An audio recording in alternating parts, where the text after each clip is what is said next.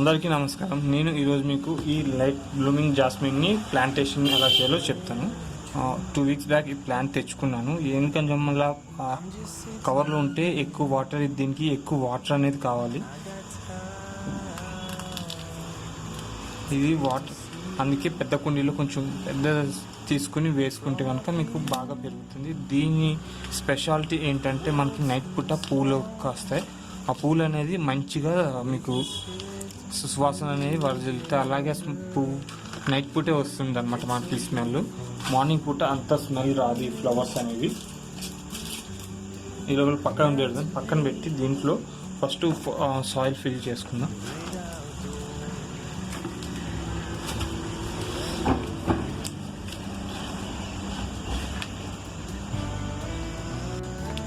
ఈ సాయిల్ అనేది నేను కంపోస్ట్ మిక్స్ అనమాట. సాయిల్, కంపోస్ట్ ప్లస్ కొంచెం కోకోపిట్ కలిపిన సాయిల్ ఇది. నేను కంపోస్ట్ అనేది ఇంట్లోనే తయారు చేసుకుంటాను. ఇంట్లో కిచెన్ వేస్ట్ నుంచి ఫస్ట్లో అయితే కొన్నాను, కాకపోతే ఇప్పుడైతే ఇంట్లోనే తయారు చేస్తున్నాను.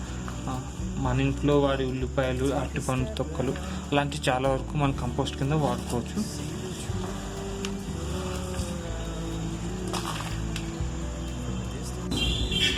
ఈ లెవెల్ దాకా మట్టి ఫిల్ చేసిన తర్వాత కొంచెం మట్టి వేసుకుందాం.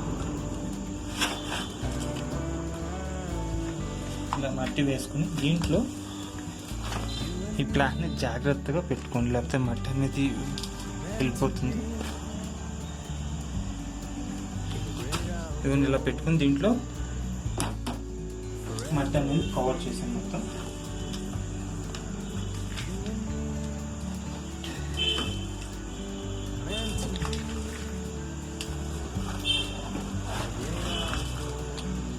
ఇంకా మట్టితో ఇలా ఫిల్ చేసాను.